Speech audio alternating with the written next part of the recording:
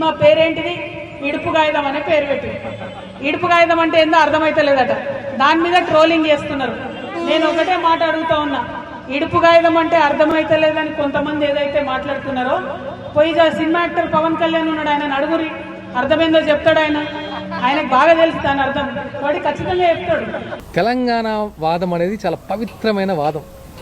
దాన్ని ఎలా వాడుకుంటున్నారంటే, ప్రొఫెసర్ నాగేశ్వరరావు గారు సిపిఎం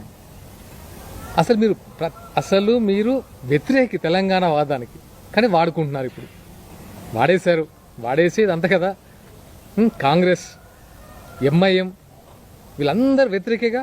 కానీ ఇప్పుడు తెలంగాణ వాదాన్ని వాడుకోవడంలో ఇంకా వీళ్ళని మించిన వాళ్ళు లేరు, కనబడట్లేదు.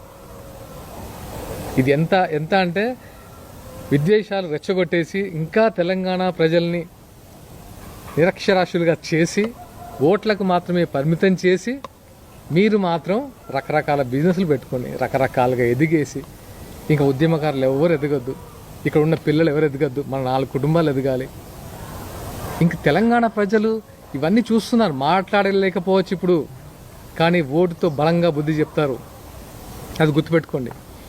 అలాగే ఎలా ఉంటుందంటే దయ్యాలు వేదాలు వల్లించినట్టు ఉంటుంది. అవినీతి కేసులో చిప్పకూడు తిని తీహార్ జైల్లో వాళ్ళు చెప్పే నీతులు కూడా వినాల్సి వస్తుంది. మనం ఇప్పుడు వాళ్ళు అవినీతి కేసులో జైల్లోకి వెళ్ళి 2.0 అని గెటప్పులు మార్చుకొని ఇప్పుడు వచ్చి మాకు నీతులు చెప్తుంటే మేము వినాలి. ఇప్పుడు తెలంగాణ బిడ్డలు మేము వినాలి. అక్క, మీరు ఎక్కడున్నారు? ఎప్పుడొచ్చారు తెలంగాణ ఉద్యమంలో? 2000లో స్టార్ట్ అయినప్పుడు మీరు ఎక్కడున్నారు? అమరవీరులు అయినప్పుడు మీరు ఎక్కడున్నారు? ఉస్మానియా క్యాంపస్లో పిల్లలు తన్నులు తినప్పుడు ఇప్పుడు ఎక్కడున్నారు? అరే ఇదేదో ఉధృతంగా ఉంది, ఇది ఎక్కడేదో మంచిగా కమాయించుకోవచ్చు అని అమెరికా నుంచి వచ్చి బ్యూటీ పార్లర్లు పెట్టుకున్నారు. మీరు గుర్తులేదా? హిమాయత్నగర్లో లాక్మీ బ్యూటీ పార్లర్ పెట్టుకొని ఇప్పుడు మీ ఆస్తి 8,000 కోట్లమ్మా. ఎక్కడమ్మా బుజ్జు ఖలీఫాలో మీ ఫ్లాట్లు? హైత్ ప్లేస్ ఎక్కడమ్మా? వందల కోట్ల హోటల్స్. అలాగే 50 ఎకరాల ఫామ్ హౌజులు ఎక్కడి నుంచి వచ్చినాం ఇవి? మరి తెలంగాణ అమరవీరుల కుటుంబాల పరిస్థితి ఏంటమ్మా చెప్పండి. మీరు తెలంగాణ జాగృతి పేరుతో ఒక బతుకమ్మ ఎత్తేసుకుని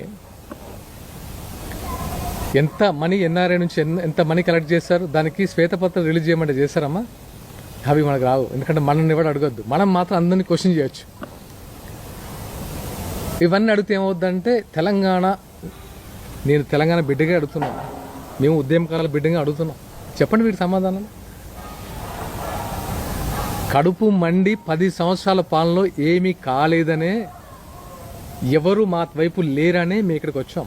మీరు ఎలాగైతే సోనియా గాంధీ గారిని నెత్తిన పెట్టుకొని మీరు పెట్టుకున్నారో తెలంగాణ ప్రజలు, అలాగే మేము కూడా మా పవన్ కళ్యాణ్ గారు తెచ్చుకొని ఒక ఫైటింగ్ స్పీడ్తో వెళ్తున్నాం. మీరు పవన్ కళ్యాణ్ అంటే మమ్మల్ని అన్నట్టే, ఇక్కడ తెలంగాణ బిడ్డలను అన్నట్టే మర్చిపోకండి. ఇక్కడ వేరే ఆయన పక్కన ఎవరు లేరు, తెలంగాణ బిడ్డలే ఉన్నాం. మా ప్రశ్నకు సమాధానం చెప్పండి. మీరు కోడి చెరువు గురించి ఆమె మాట్లాడుతుంది. ఇన్ని అవినీతి పనులు చేసి చిప్పకూడు తినొచ్చిన ఆమె కోడి చెరువు పవన్ కళ్యాణ్ గురించి అవినీతి మాట్లాడుతుంది. ఆమె నీకంటే ముందే నేను అవినీతి చేసినట్టయితే, నాది ఒకవేళ నాకు అలాంటిది అయితే ప్రెస్ మీట్ ఆ రోజు పెట్టేసి చెప్పారు తీసుకోండి అని. తీసుకోమని చెప్పు. నిజంగా అక్రమంగా సంపాదిస్తే తీసుకోమని చెప్పండి. తీసుకోండి, రేవంత్ రెడ్డి గారు తీసుకోమని చెప్పారు కదా, మరి ఎందుకు రావట్లేదు?